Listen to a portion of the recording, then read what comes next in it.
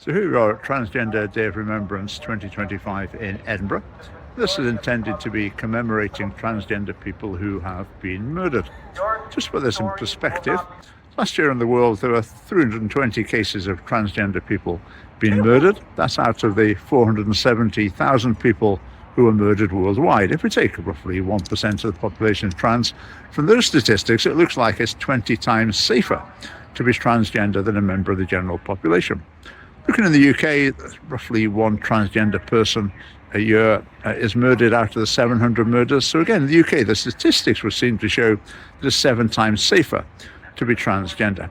Even those murders, in many cases, probably most cases, it wasn't because the person was trans.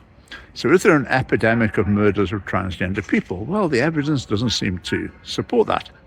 So what's Transgender Day of Remembrance all about? Well, in my view, it's a cynical campaigning strategy. The idea is it's a day of remembrance, so it can't be criticised because it's an act of remembrance, and it's designed to generate a victim narrative.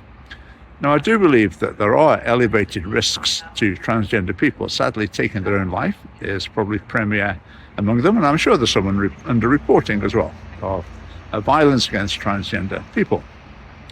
But on the other hand, I would say transgender people probably are at an elevated risk of murder in some ways for various factors. One factor could be prejudice and hostility. Some people will be attacked and even murdered because they're transgender. That's obviously appalling. Also, probably the lifestyle of a lot of transgender people might involve nightlife, sexual promiscuity, being a sex worker, and those things are more dangerous than staying at home and watching the TV. And then the last reason that sometimes has resulted in the past in murder of trans people, it's a situation where a trans woman finds, say, a man in a bar, and they go back to a flat and become increasingly amorous. And then the man finds that his partner is a trans woman and has an appendage that he wasn't expecting of a woman. Now, how does he react in that situation? He's embarrassed, he's humiliated, he feels he's been tricked, he's furious. Maybe both of them have been drinking or taking drugs.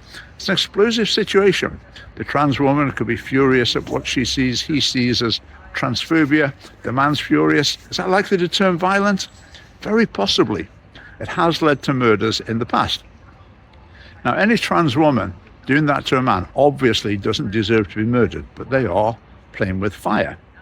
Now, I have great sympathy for transgender people because I think they're on a road that is not leading to health and happiness.